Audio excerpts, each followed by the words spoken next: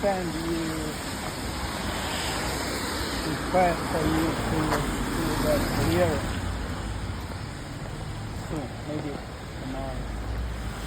So you can start.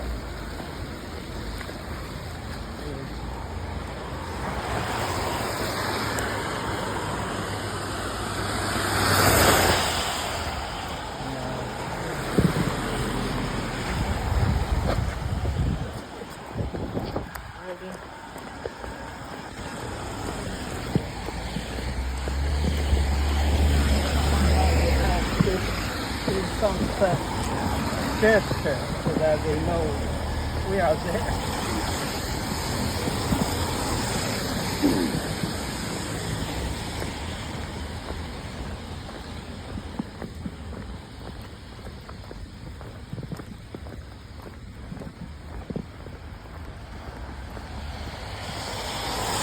I want you to practice public speaking. Because in the future, not only teaching, but also communication with any people, it will benefit you a lot.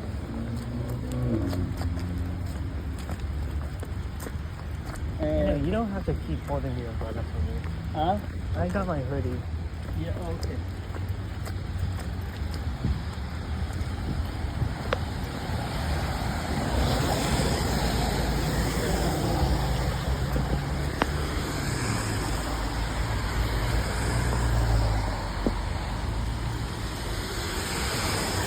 The first step for public speaking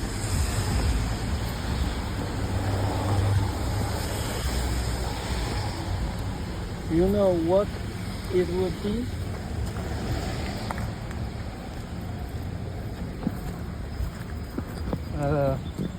Being natural. Yeah, always.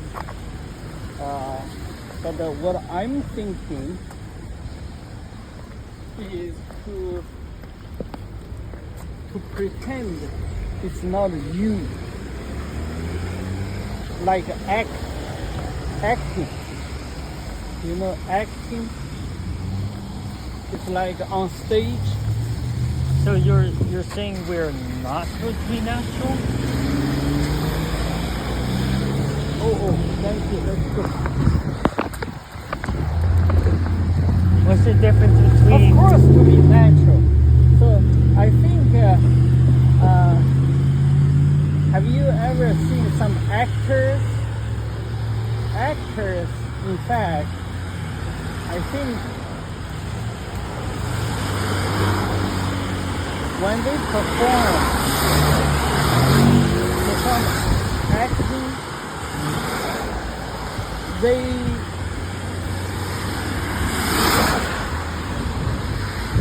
I think it is better to be away from time. That's too dangerous.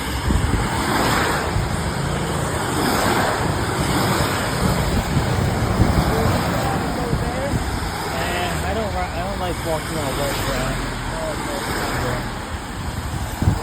Then you go away from the traffic.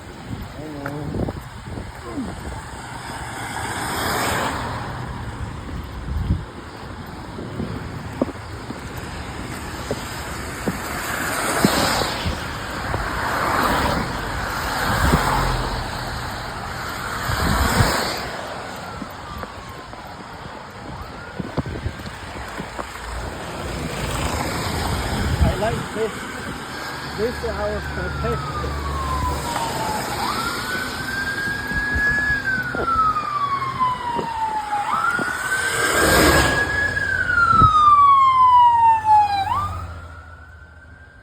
But I thought,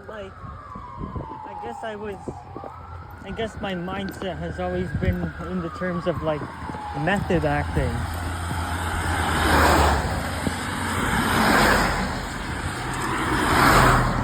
Do you know what method acting is? What method? Method acting. What is method acting? I think it's like when you literally put yourselves in the shoes of your character or whoever you're portraying. Yeah. Yeah, acting. You're not yourself. So Yeah. you're talking as a character, right? In the story. Yeah. Then you are relaxed because no matter what the consequence or the outcome of the story, it doesn't affect you, right? But in the real life, what if you say something wrong or something, you may have some consequences. That is why we are nervous, right? Yeah. But if you are acting, basically you're not responsible for any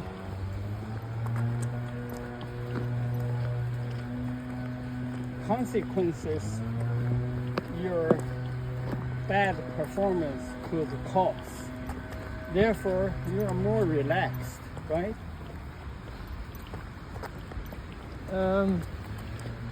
But like, sure. Yeah. What causes you nervous? Being nervous?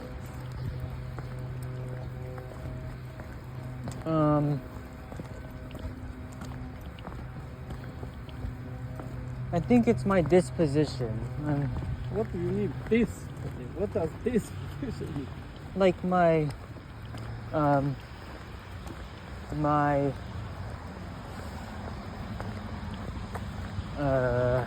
trying to think. Maybe like the micro movements, the gestures. I feel that I might like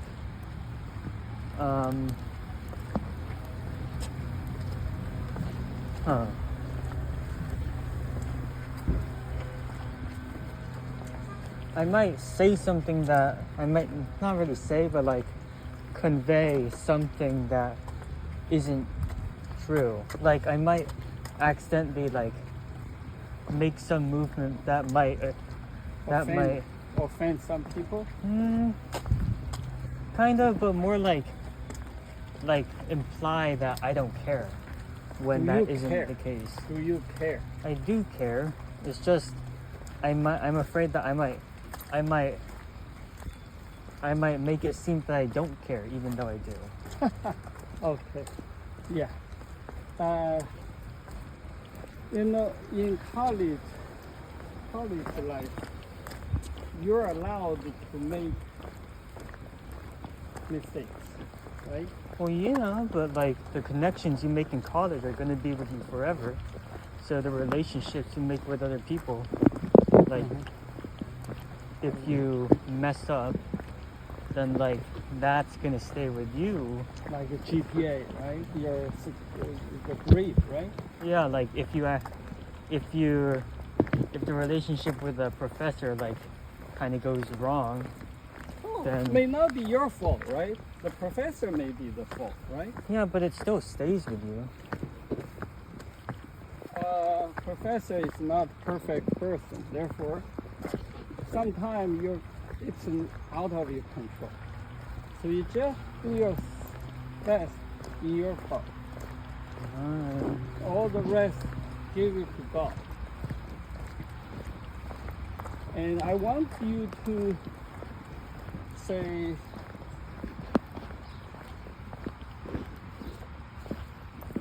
no worries.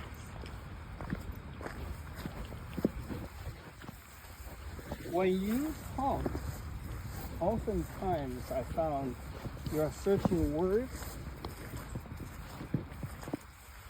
Eventually you didn't come up with better words, but time is consumed. Best opportunity is lost. So I want you to keep talking, keep saying, you know what? That Chinese board game called Go, that requires creativity and intuition within short time. You have to make best decisions. So you're saying a conversation is like the game Go? Similar. So if we took But in Go, the opponent is you're going against someone. But in the conversation, I doubt that's the case. for decision, it is because the game is not the opponent is not enemy. It's a pretend to be opponent, right? So in this world, not many people are your enemy. Yeah, I know that in conversations, the person you're talking to is not your enemy. But I'm just not sure how this Go analogy can be changed such that. Oh, you know what? I use a Go that thing analogy is for you to. This is a kind of training your creativity and intuition in answer questions or make decisions within short time. It doesn't mean you're fighting with someone when you have conversation, right? So yeah, forget about the Go. But the public speaking basically is to remove your fear and to focus what you want to say, to convey your idea to the people you're talking to. Yeah, I get that part. And I've done stuff like presentations a lot of times. And I understand, like, and I think I'm pretty sure I've gotten used to it. Like, in Kumon, when I'm talking to a student, like, I seem to enjoy the thrill, I guess, if that makes sense. Yeah, definitely. But like the whole caveat is that you run the risk of like being misunderstood, or maybe not getting out everything that you wanted to say. When you talk to students, what could be wrong? What could be misunderstood? Well,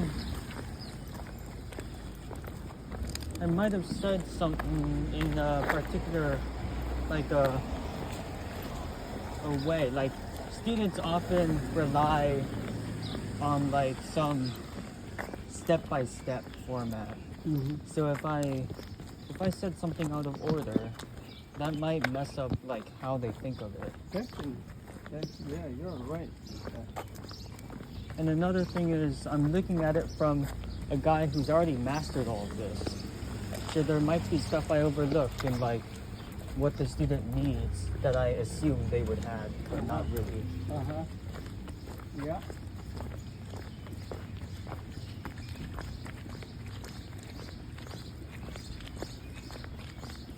And I think those two problems persist in public speaking, maybe in even small talk, something like that, you know?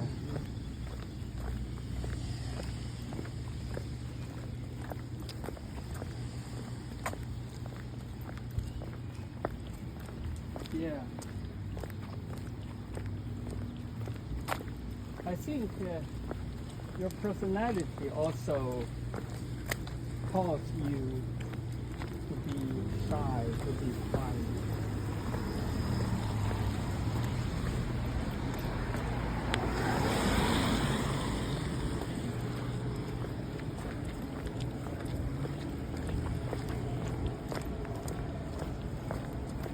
I find myself less and less to be more so like shy all the time, and more so like shy when I'm not in spaces I'm accustomed to.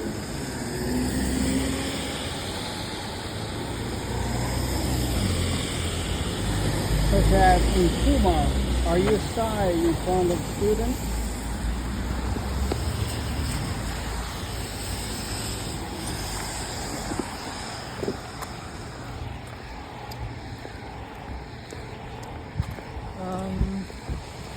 No, but like,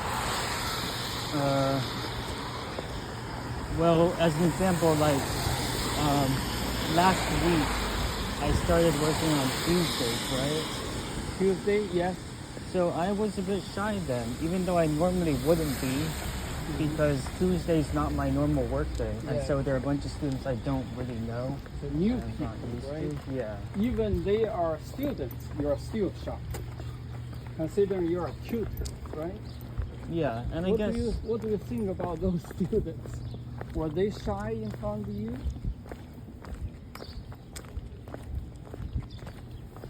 I suppose it was a bit unfamiliar for them. Mm-hmm. Because like in like my usual work days, I've developed a relationship with the students, right? Yes. So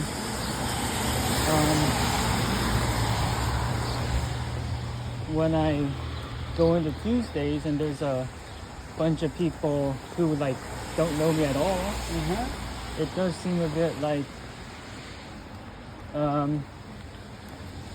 I would be a bit more apprehensive in that situation. Holding, not more outgoing, right? Yeah, because I'm not really used to them. I don't know their Mm-hmm. personality. That's But like that. should they be more nervous than you are, or should you be more nervous than they are? I'd say I should be more nervous than they are. Why? Because for them it's one new person. For me it's like 10 new students. I see. Okay. Yeah. Let's read in the book. Okay. Mm-hmm.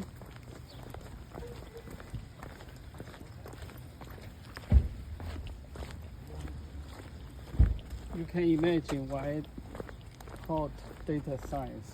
Hmm? I came in to the 108 A or B in front of about 50 to 60 new students, right? Mm-hmm. And when they look at me, I look at them. Some of them smile, some of them no expression. Maybe some other people may think I went to a wrong classroom, right? Mm-hmm. Yeah, they didn't see me before, therefore some suspicious expression. But after I talked to them, and then little by little, they began to trust me. And eventually, at the end of the course, then at the end of the semester, they came to me, shake my hand. Mm-hmm. Thank you for this semester. That's totally different. Change. Mm-hmm. So that takes time. I understand.